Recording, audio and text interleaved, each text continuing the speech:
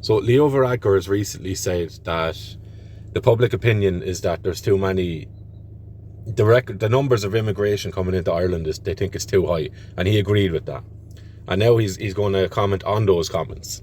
So we'll have a listen. About the comments, of course, your comments on immigration and the rise in immigration and the numbers rising too quickly. You stand by those comments then? Well, I'm not sure it's in the papers. I haven't read it, but what I said, which I absolutely stand over, is all the research about public opinion shows that most people think immigration is a good thing for Ireland, and I think that too. Number one, you can't base anything on that question because it's such a broad question that it doesn't really answer anything, or it doesn't get down into the nitty-gritty of what has been happening in Ireland over the last few years. So you could ask, do you think immigration into Ireland is a good thing? And some people might think, sure, because they're thinking of the immigrants that they probably interact with, like some maybe doctors or someone in the local shop down the corner, right? There's no nuance in the question. So the further question then is, do you think Ireland has been changing too much based on the amount of numbers we've been bringing in? Or do you think that immigration as it currently stands into Ireland is putting too much pressure on X, Y, and Z? So they're more nuanced questions. So to base an opinion or to speak on such a broad question that's been asked of people, it doesn't really answer anything, and it's a kind of get out of jail free card to base an argument on such an open question like that. So we continue. It shows that most people think that the numbers in recent years have been too great, that a country of 5 million people dealing with an extra 100,000 people every year is... So there you go.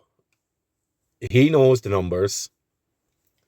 Now, he might not be totally honest with the numbers there, but if we're basing things on what he's saying, given the level of knowledge that we know he has, he's now telling you 100,000 people in a year, every year, going forward. That's the plan.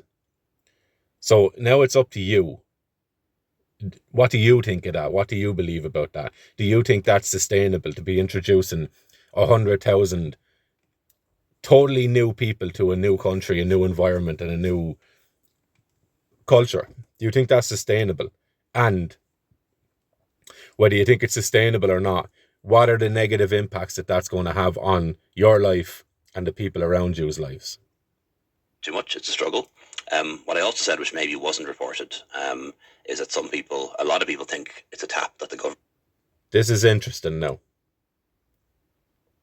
Can kind of, turn up or turn down or regulate. And that's not true. That's not how the world works now. If you want me to get into detail on that. Yeah. Okay. So, this is coming from the previous man who held the highest political office in Ireland. He held the office of Chieftain of Ireland, right? High Chief. And he's telling you that people believe that the levels of immigration into Ireland is like a tap that the government can turn on and off. He says that is not the case. That is not how the world works now. And I can get into detail of that if you want. I don't think this woman wants him to get into the detail. We'll have another little listen. Is that a lot of people think it's a tap that the government can kind of, turn up or turn down or regulate. And that's not true. That's not how the world works now. If you want me to get into detail on that, I can.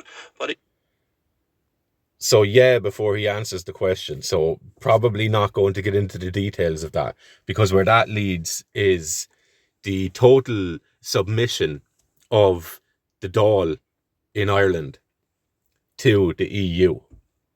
So you can see countries around Europe are starting to say to the EU, we're not happy with what's going on. We do not want this. Ireland is in a pretty unique position as well, because regardless of what legal treaties or anything the Irish people have been signed up to, without ever being given the opportunity to read all of these documents, to go through them with a fine-tooth comb and have massive long-standing debates about these treaties and the long-standing implications of these treaties. We didn't get that, right? So you have, so regardless of which treaties, if you had politicians in place in Ireland that were strong enough, brave enough, bold enough, and probably uncompromised, of course they could say no. Of course we could say we're going to stem the tide of this and we're going to turn it back if the will was there, right? So you're seeing Hungary have been doing that. There have been fines imposed on Hungary, or there have been fines spoken about of being imposed on Hungary for not going along and not doing what they're told, essentially. Do you remember a time when the EU was only about an open market between EU countries to make trade easier and make trade quicken up trade and maybe a little bit of free travel between citizens of the EU or people from different EU countries? Do you remember that? And then all of a sudden, through total coincidence, it just ends up becoming a totalitarian regime, to the point where you have a former Taoiseach of Ireland here saying, we have no control over changing this. Now, he might be correct legally, but in terms of morally, and in terms of having the character and the will to make decisions that are the best for Irish people and the country as a whole, of course they're in a position to be able to say this.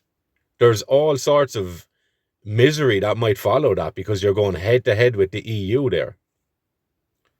But we've seen English people vote that way. We've seen Hungary take a stand against it, and you're seeing another couple of countries taking a stand against it as well. So absolutely, if the will is there in these Irish politicians to say no to the EU, there's nothing stopping them from doing that. I believe that the EU will try and suffocate and extinguish Ireland if we do take that route. But is it better to die a slow death, slowly being suffocated knowing you're dying, or is it better to put up a fight against that and maybe die a quicker death but a more heroic one, right? So he's leaving cats out of bags here, so he's telling you the numbers are 100,000 per year, every year going forward.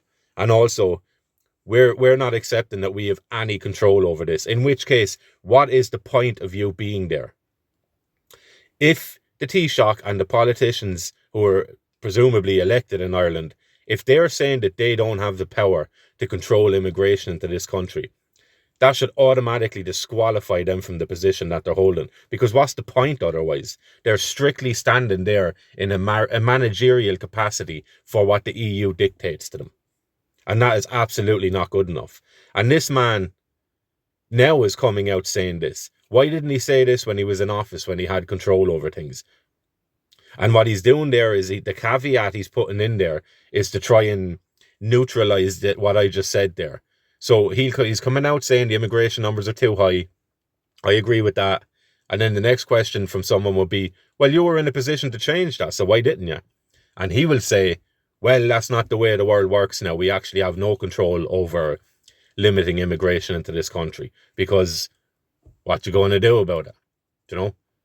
So what is the point of a Taoiseach in Ireland? What is the point of any of these positions if they're not just managerial positions of what the EU dictates to people now, which is slavery, total slavery? So if the Taoiseach has no control in Ireland, how much control do you think you have in the eyes of the EU?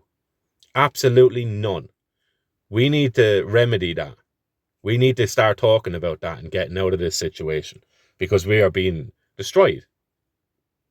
And the simple fact that you have this Taoiseach brazenly sitting there saying, well, we've no control over things and get used to it because that's not the way the world works now. Not good enough. Not good enough. Weak people. And they create miserable, miserable times for you and your family.